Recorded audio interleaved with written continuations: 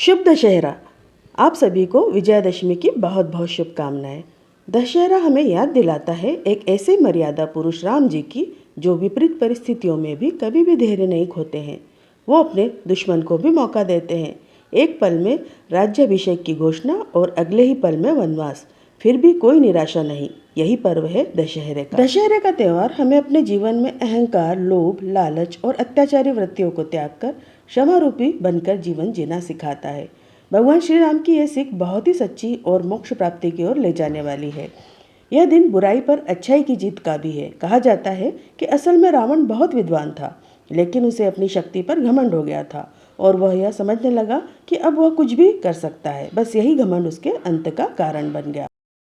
जहाँ भगवान राम ने इसी दिन रावण का वध किया था, वहीं दूसरी ओर माँ दुर्गा ने 9 रात्रि और 10 दिन के युद्ध के बाद महिषासुर पर विजय प्राप्त की थी। दोनों ही रूपों में यह शक्ति पूजा का पर्व है। इसे असत्य पर सत्य की विजय के रूप में मनाया जाता है। इस दिन लोग शस्त्र पूजा करते हैं और नया कार्य शुरू करते हैं। ऐसा विश्वास है कि इस दिन जो कार्य प्रारंभ किया जाता है उसमें विजय मिलती है। पुराने समय में राजा महाराजा लोग इस दिन विजय की प्रार्थना करके युद्ध करने के लिए जाते थे। दशहरे के दिन जहाँ रावण दहन होता है वहाँ मेले भी लगते हैं। इस दिन कई घरों में गिलकी के पकोड़े बनाए जाते हैं। हिंदू शास्त्रों के अनुसार 9 दिन व्रत के बाद कुछ बेसन से तैयार पदार्थ खाकर ही अपना उपवास समाप्त करना चाहिए। इसलिए गिलकी के पकोड़े बनाए जाते हैं। गिलकी के पकोड़े नवरात्रि के दौरान और दशहरे के दिन बनाए जाते हैं। या हम यूँ कह सकते हैं कि हमारी पुरानी पीढ़ी रीति रिवाजों, मानदंडों या फिर कहानियों के जरिए हम में मौसमी फल और सब्जियां खाने की आदत डालती है। यही पुराने रीति रिवाज और परंपराएं एक पीढ़ी से दूसरी पीढ़ी में आती रहती है। गिलकी के पकोड़े बनाने के लिए मैंने यहाँ गिलकी को पतले पतले चिप्स में काट कर बेसन में मिला दिया है। साथ ही साथ इसमें अजवाइन, स्वादानुसार नमक, हल्दी पाउडर, बारीक कटी हरी मिर्च, धनिया पत्ती और कुटी हुई हरी मिर्च और धनिया पत्ती, जीरा को इसमें मिक्स कर दिया है। 2 चम्मच के करीब इसमें ऑयल ऐड किया है और 1 पिंच खाने का सोडा भी ऐड किया है। पकोड़े के बैटर को रेस्ट पर 5 से 10 मिनट के लिए रख देते हैं। इसके बाद मीडियम टू हाई फ्लेम पर हल्का ब्राउन रंग आने तक पकौड़ियों को तल लेते हैं। गिलकी के पकोड़े खाने में बहुत ही स्वादिष्ट लगते हैं। गिलकी के पकोड़ों की तरह कई जगह पर इस दिन जलेबी खाने का भी चलन है। दशहरा और जलेबी का मज़ेदार संबंध प्रभु श्री राम से जुड़ा है। रावण दहन के बाद जलेबी खाने की बहुत ही पुरानी परंपरा है और हिंदुस्तानी इसे पूरे चाव से पूरा करते हैं। पुराणों की माने तो कई जगहों पर कहा गया है कि जलेबी श्री राम की पसंदीदा मिठाई में से एक थी। वो जब भी प्रसन्न होते थे तो जलेबी जरूर खाते थे।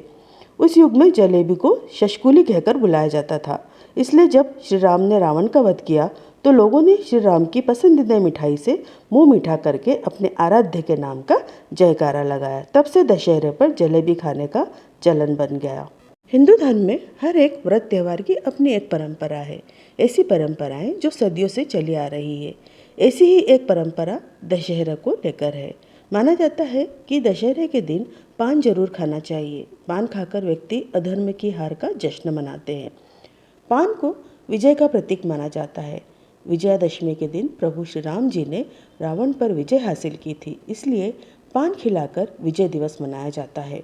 पान खाने का एक दूसरा कारण ये भी है कि नवरात्रि के दिनों में कई भक्तगण पूरे 9 दिन का व्रत रखते हैं, जिसके कारण पाचन संबंधी समस्याएं आ जाती है। तो ऐसे में पान खाने से पाचन तंत्र दुरुस्त होता है और व्यक्ति भोजन आसानी से पचा लेता है।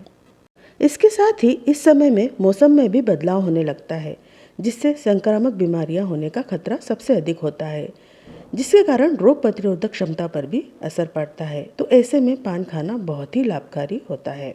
पान के पत्तों में एंटीबायोटिक गुण भी होते हैं, इसलिए ये छोटे मोटे इन्फेक्शन से भी बचाने में फ़ायदेमंद होते हैं।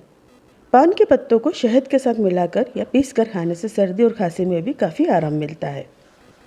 पान के एक छोटे से हरे पत्ते में बेशुमार गुण छुपे होते हैं। पान को बिना कत्था, बिना चूना और बिना सुपारी के यूज़ में लाए तो ये काफ़ी फायदेमंद होता है।